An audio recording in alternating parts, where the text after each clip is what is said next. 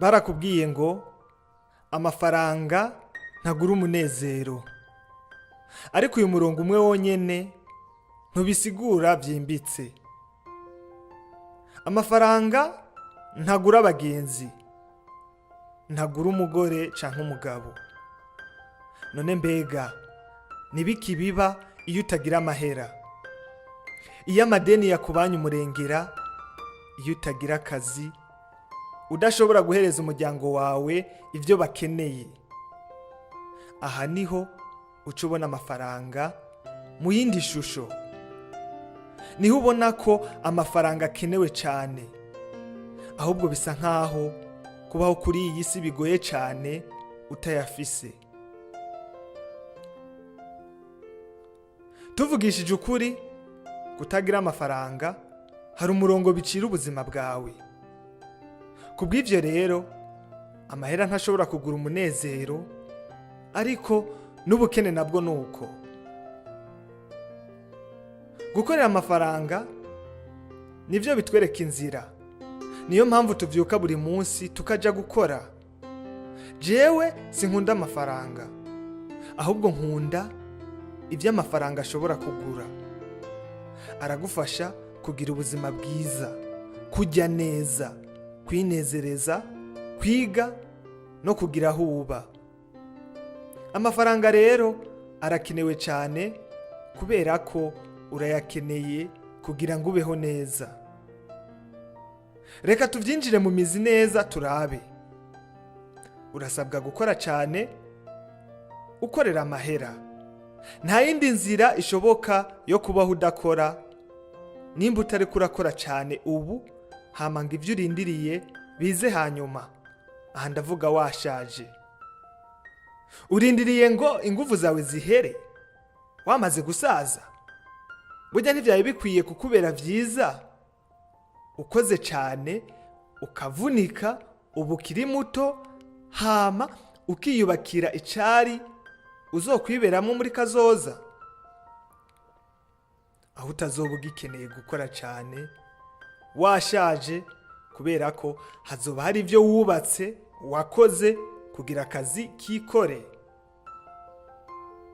Gukora cyane urabikeneye, kandi biragoye cyane gukorera amafaranga.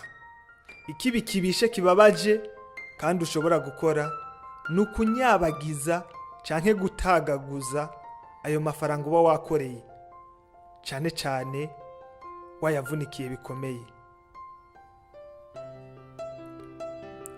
Ntuyatagaguze. Fata basi igice kimwe ugikoreshe utegura kazoza. Urondere kwigisha abawe ubuzima bwiza, kurya neza, kuryama heza, kwivuza n'ibindi. Urondere ubutunzi bufise imizi. Niba wakoresha amafaranga yawe neza, azokugarukira yigwije kenshi.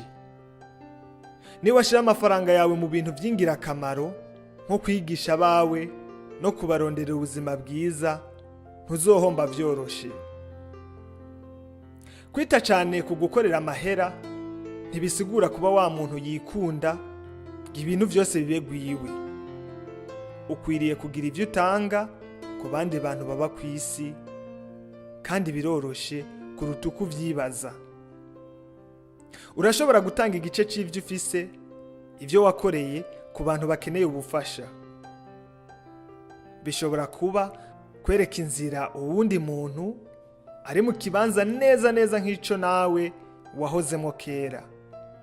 Ushobora kugira ivyo uha umwana wawe nk'umugabane, ukamurinda gusabiriza.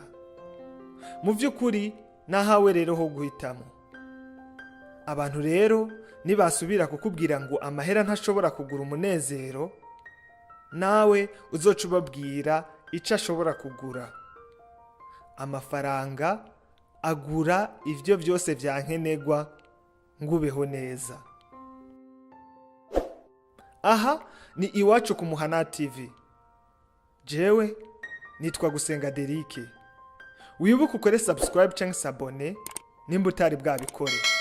Ufyonde nako gakengeri kugira nzoze ndakwibutsa buri gihe inkuru shasha isohokeye.